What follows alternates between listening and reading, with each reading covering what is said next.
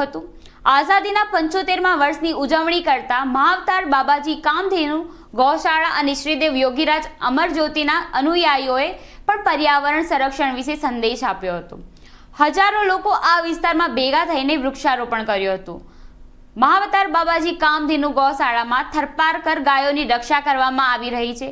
આ પ્રજાતિ જેસલમેર વિસ્તારના સરહદી વિસ્તારોમાં જોવા મળે છે। શ્રીદેવ યોગીરાજ અમરજ્યોતિજી આ પ્રજાતિ તેના સંરક્ષણ અને વિસ્તરણ માટે અમે ઘણા વર્ષોથી કામ કરી રહ્યા છે અને સાથે જ અમે તેમનું ધ્યાન રાખી રહ્યા છે।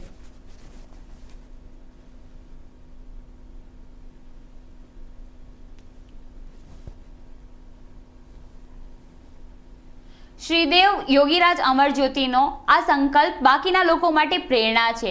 અકાદમી ઇન્ડોર અને આઉટડોર શૂટિંગ રેન્જ પણ અહીં બનાવવામાં આવશે, જેથી ભવિષ્યના ઓલિમ્પિક સ્ટાર્સના નિર્માણમાં સીમાચિહ્નરૂપ સાબિત થશે।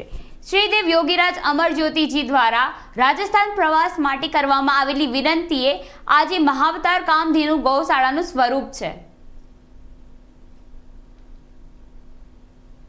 જશ્ન-એ-આઝાદીનો 75મો વર્ષ, ત્યારે સ્વતંત્રતા દિવસની ઉજવણી થઈ રહી છે। સમગ્ર દેશમાં ઠેર ઠેર ઉજવણી કરવામાં આવી રહી છે। ત્યારે હિમાચલ પ્રદેશના ઘાઘરેટ વિસ્તારમાં પણ ધ્વજ ફરકાવીને ઉજવણી કરવામાં આવી હતી।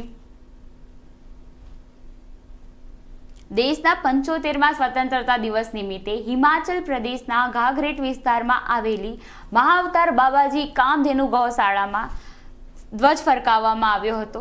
સૈનિકો, નિવૃત્ત બ્રિગેડિયર સંજીવ સોની, કર્નલ સુમન, ઉદ્યોગ સાહસિક Ajay Paliwal, Shakti Munshi, secretary Jammu Kashmir study centre અને DFO Palampur Himachal doctor Nitin K પાટીલે ભેગા મળીને રાષ્ટ્રધ્વજ ફરકાવ્યો અને દેશની એકતા, અખંડિતતા અને શાંતિ અને સંવાદિતાની કામના કરી હતી।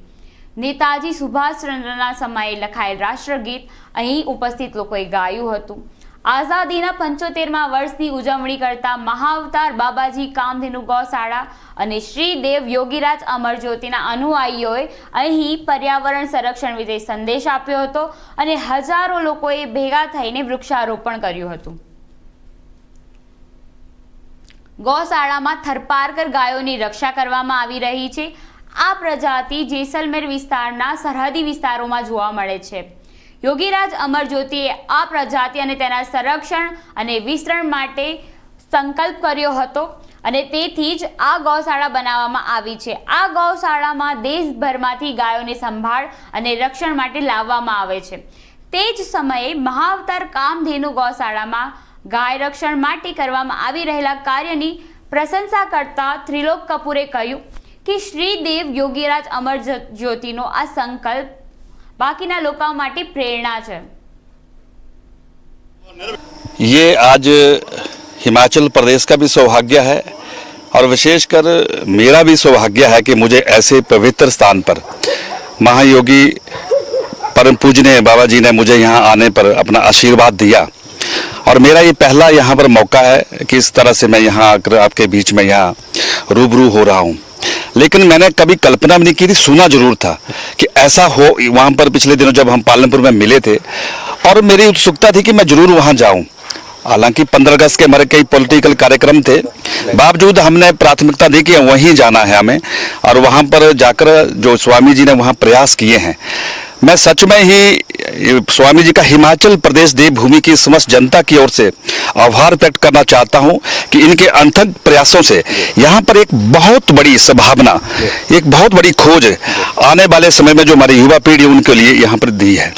पिछले दिनों जब चर्चा हो रही थी किस तरह से हमारे युवा जब टोक्यो ओलंपिक में गए थे तब ये चर्चा में विषय में आया था और वहाँ माननीय हमारे ब्रिगेडियर साहब भी वहाँ मौजूद थे। उन्होंने जब मुझे सारी जानकारी दी कि अब हिमाचल प्रदेश के अंदर, अभी तक हिमाचल प्रदेश में कहीं नहीं है, ये सही है कि अब सौभाग्य हिमाचल प्रदेश का कि हिमाचल प्रदेश से देश के खेल मंत्री बने हैं, इसलिए संभावनाएं बढ़ गई है। और हमने उसमें भी पूजनीय स्वामी महाराज जी को कहा था कि जिस तरह से अनुराग जी का देश की सरकार में खेल मंत्री के रूप में पदारोपण होना और इस तरह के आपके जो प्रयास है, निश्चित तौर पर हम मिलकर यहाँ पर एक कोशिश करना चाहते हैं और यहाँ पर आने वाले समय युवाओं के लिए एक बहुत बड़ी दिशा मिलेगी। यही से नीरज चोपड़ा जैसे कई नौजवानों को मौका मिलेगा आगे बढ़ने का।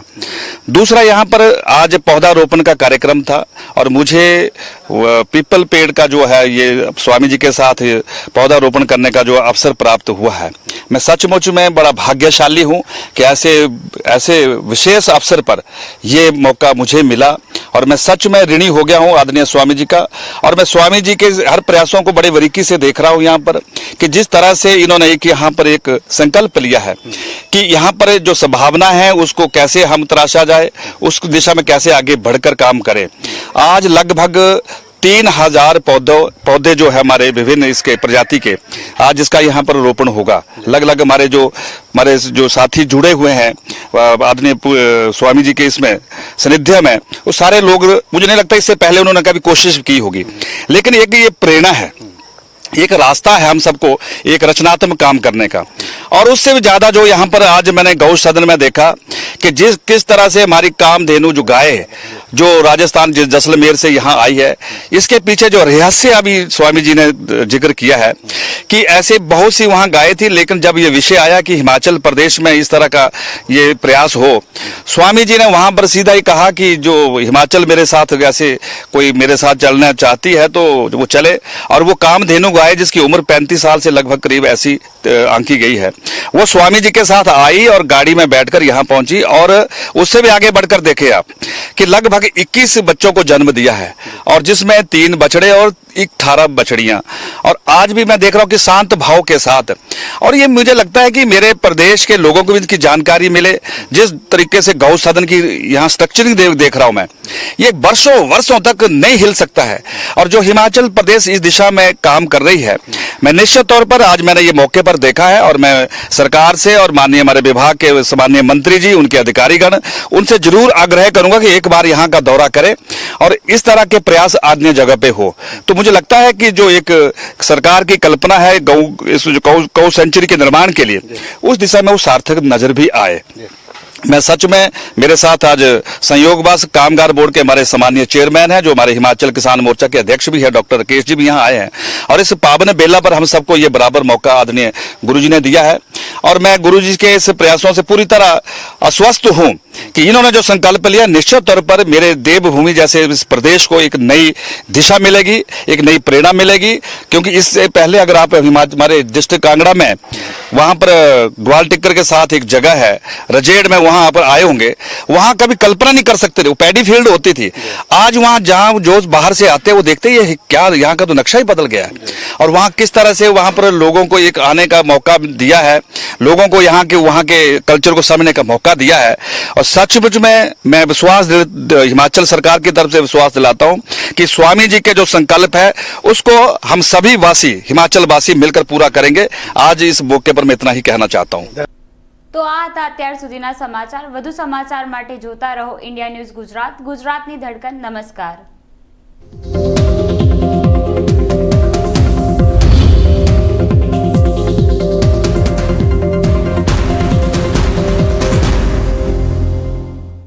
નમસ્કાર, ઇન્ડિયા ન્યૂઝમાં આપનું સ્વાગત છે। હું હિમાની। તો નજર કરીએ સમાચાર પર। રવિવારે 15મી ઓગસ્ટના દિવસે દેશે પોતાનો 75મો સ્વતંત્રતા દિવસ ઉજવ્યો। ત્યારે દેશના વડાપ્રધાન નરેન્દ્ર મોદીએ નવી દિલ્હીના લાલ કિલ્લાથી ધ્વજારોહણ કર્યું હતું અને